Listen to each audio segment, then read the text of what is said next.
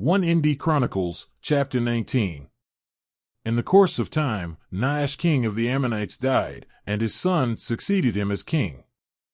David thought, I will show kindness to Hanan son of Nahash, because his father showed kindness to me. So David sent a delegation to express his sympathy to Hanan concerning his father. When David's envoys came to Hanan in the land of the Ammonites to express sympathy to him, the Ammonite commanders said to Hanan, Do you think David is honoring your father by sending envoys to you to express sympathy? Haven't his envoys come to you only to explore and spy out the country and overthrow it?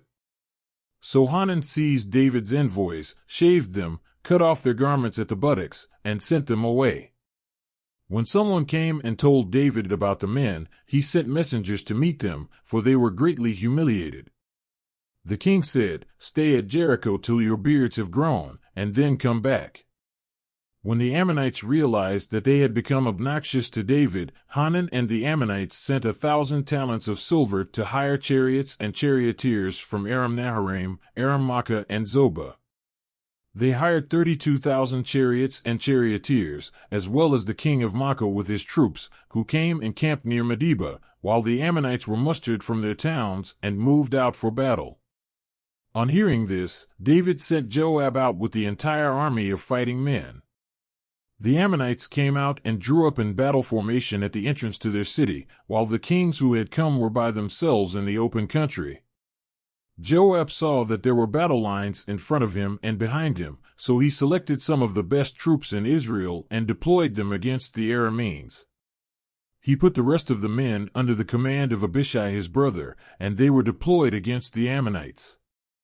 Joab said, If the Arameans are too strong for me, then you are to rescue me, but if the Ammonites are too strong for you, then I will rescue you. Be strong, and let us fight bravely for our people and the cities of our God. The Lord will do what is good in his sight. Then Joab and the troops with him advanced to fight the Arameans, and they fled before him. When the Ammonites realized that the Arameans were fleeing, they too fled before his brother Abishai and went inside the city. So Joab went back to Jerusalem. After the Arameans saw that they had been routed by Israel, they sent messengers and had Arameans brought from beyond the Euphrates River, with Shaphat the commander of Hadadezer's army leading them. When David was told of this, he gathered all Israel and crossed the Jordan. He advanced against them and formed his battle lines opposite them. David formed his lines to meet the Arameans in battle, and they fought against him. But they fled before Israel, and David killed 7,000 of their charioteers and 40,000 of their foot soldiers. He also killed Shaphat the commander of their army. When the vassals of Hadadezer saw that they had been routed by Israel, they made peace with David and became subject to him. So the Arameans were not willing to help the Ammonites anymore. 1 Chronicles, chapter 20. In the spring, at the time when kings go off to war, Joab led out the armed forces. He laid waste the land of the Ammonites and went to Rabbah and besieged it, but David remained in Jerusalem. Joab attacked Rabbah and left it in ruins.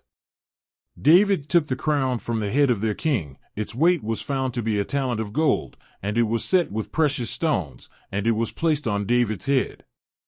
He took a great quantity of plunder from the city and brought out the people who were there, consigning them to labor with saws and with iron picks and axes.